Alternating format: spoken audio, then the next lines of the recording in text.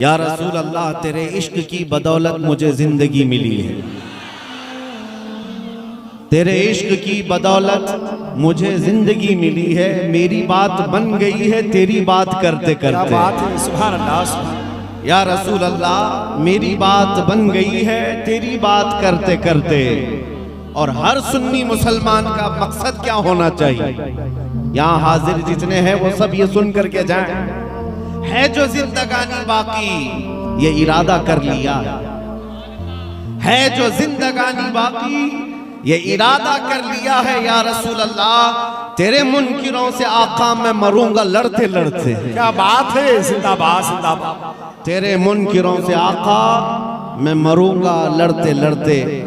عزیزان گرام وقار، آج کے اس ماحول میں جہاں ڈر اور خوف اتنا بھرا جا رہا ہے، لیکن اس کے باوجود بھی اس کمزور قوم کا خوف نکلا جا رہا ہے، اس لیے کہ فطرت کا قانون ہے، حق کو جتنا دباتے جاؤ گے اتنا ہی وہ بلند ہوتا جائے۔ سال بھر پہلے یا 2 سال پہلے اتنے نعرے لبیک کے نہیں گونجتے تھے، لیکن بعض کتے بھیڑیے میدان میں آئے جنہوں نے میرے آقا صلی اللہ تعالیٰ علیہ وسلم کی عظمت پر انگلیاں اٹھانی شروع کی۔ پھر کیا تھا کہ ہم نے ہندوستان کے مشرق و مغرب، شمال و جنوب کو دیکھا، بوڑھا جوان کیا ہر بچہ بھی پکارنے لگا یا رسول اللہ میں آپ کے لیے حاضر ہوں۔ مطلب کیا ہوتا ہے لبیک یا رسول اللہ کا؟ اے اللہ کے رسول میں حاضر ہوں۔ کس بات کے لیے حاضر ہوں؟ صرف حاضری دینے کے لیے نہیں، مجھے اس بات کا یقین ہے رات کے 12 بجے کوئی نیتا آئے اور اتنا بڑا مجمع جمع کے دکھائے۔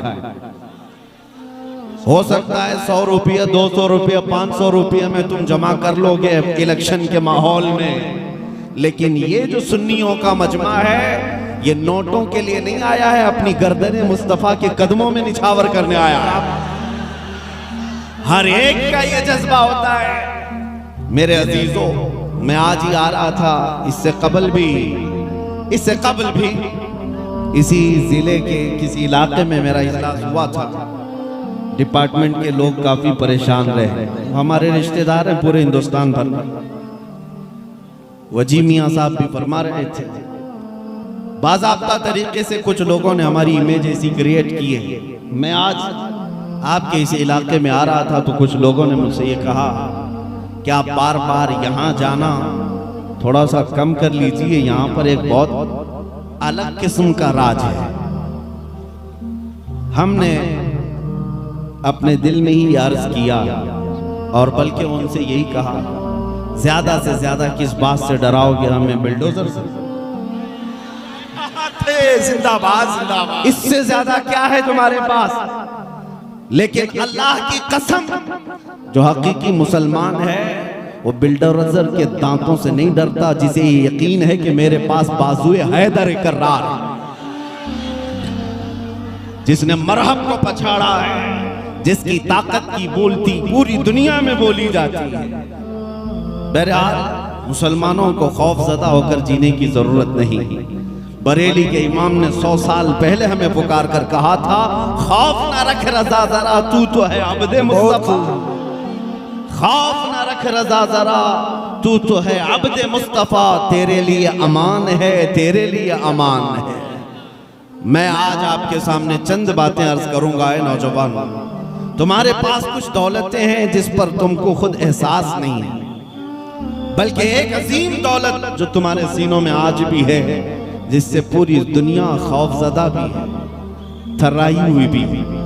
سب کو پتا ہے یہ بچھڑی ہوئی قوم ہے، بیکورڈ، اور بلکہ سروے کے مطابق یہ بھی کہا جاتا ہے کہ مسلمانوں کی حالت زار ہندوستان میں ایسی ہے کہ یہاں کے جو SC/ST طبقے سے تعلق رکھتے ہیں ان سے بھی پیچھے آ چکے ہیں۔ یہ گورنمنٹ کی رپورٹ ہے، گورنمنٹ کے سروے کی رپورٹ ہے۔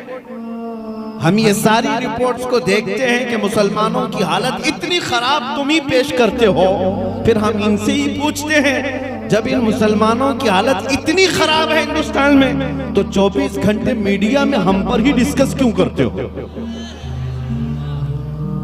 پھر ہر گھڑی ہم ہی ٹارگٹ کیوں ہیں؟ ہم ہی نشانے پر کیوں ہیں؟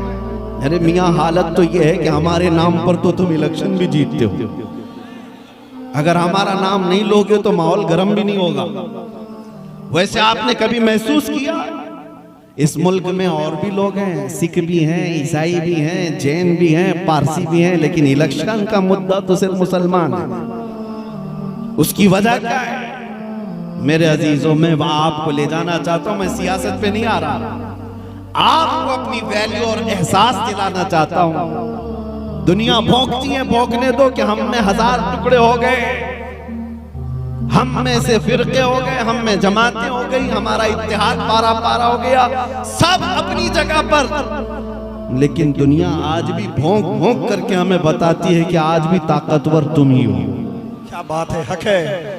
آج بھی احساس کی زندگی تم ہی لوگوں کے پاس ہے، اس لیے کہ مجھے اندازہ ہے چند دنوں پہلے کی بات ہے، سال 2 سال گزر رہے ہوں، ایک اعلیٰ ادھیکاری ہیں، وہ ہم سے بیٹھ کر کے بات کرنے لگے، مولانا آپ اتنے ایگریسو کیوں ہوتے ہیں، آپ اتنے سخت انداز میں کیوں بولتے ہیں، آستھا تو ہمارے پاس بھی ہے، گرو ہمارے بھی ہیں۔ کہا بس فرق ہے، آپ نے نہ اصلی گرو کو دیکھا ہے نہ اصلی آستھا کو دیکھا ہے۔ بات اتنی ہے، میں ایک مثال آپ سے پوچھتا ہوں کہ اگر میں یہ کہوں کہ آپ کی ماں بدکار ہے، ابھی میں جملہ پورا کیا نہیں تھا کہ وہ کرسی سے کھڑے ہو کہا کہ مولانا میں تو آپ سے بات کر رہا ہوں، آپ تو میری ماں پہ چلے گئے۔ ہم نے کہا میں آپ کی ماں کو گالی نہیں دے رہا ہوں، پوچھ رہا ہوں آپ کو کیا لگے گا؟ کہا دوسری کوئی مثال دیجیے، آپ میری ماں پہ کیوں پوچھ رہے ہیں؟ میں نے کہا صاحب ابھی مثال بھی آپ کو اچھی نہیں لگی، وہ بھی ماں کے لیے، آپ کان کھول کر کے سن لیں، آپ جتنا اپنی ماں سے محبت کرتے ہوں گے وہ اپنی جگہ پر کروڑوں ماں کی محبت سے زیادہ مسلمان اپنی نبی سے محبت کرتا ہے۔ کیا بات ہے، زندہ باد، حق ہے۔ ہم اپنی روح اور جان سے زیادہ جب تک محبت نہ کر لیں مومن کامل بن بھی نہیں سکتے، اس وقت تک ایمان کمپلیٹ ہو بھی نہیں سکتا۔ محمد کی محبت دین حق کی شرط اول ہے، اسی میں ہو اگر خامی تو سب کچھ نامکمل ہے، کیا بات ہے، اسی میں ہو اگر خامی تو سب کچھ نامکمل ہے۔ اسی لیے میں اس نقطے کی طرف آپ کو لے کر کے آنا چاہتا ہوں۔ اے عزیزو، آج آپ کے دلوں میں جس نے تڑپ پیدا کی ہے، جگہ دیا ہے عظمت مصطفیٰ کے لیے، یہ بہت ہی اہم عنوان ہے، بہت اہم ٹاپک ہے۔ پتہ ہے آپ کو تقریباً 15 سال کے بعد ڈاکٹر اقبال نے، شاعر مشرق نے اپنی قوم کو یہ میسج دیا تھا، یورپ کو دیکھ کر کے آیا تھا اقبال، وہاں کی ترقیوں کو دیکھ کر کے آیا تھا، اور جب قوم نے پوچھا مسلمانوں نے کہ ہماری ترقی کس میں ہے، تو اقبال نے ایک ہی جملہ کہا تھا کہ محمد سے وفا تو نے تو ہم تیرے ہیں۔ بہت خوب، یہ جہاں چیز ہے کیا لوح و قلم تیرے ہیں، تمہاری ترقی کا راز صرف اتنا ہی ہے، اس نقطے پر آ جاؤ جہاں میرے مصطفیٰ نے اپنے صحابہ کو چھوڑا تھا۔ عزیزان گرامی وقار، آج ہزاروں ٹاپک ہیں آپ کے ساتھ گفتگو کرنے کے لیے، لیکن ہر عنوان کی جان میرے مصطفیٰ کی ذات ہے، ہر موضوع سخن کی جان نبی پاک کی ذات ہے۔ اگر اس میں تم کمپلیٹ ہو گئے تو سارے مسائل اللہ یوں ہی حل فرما دے گا۔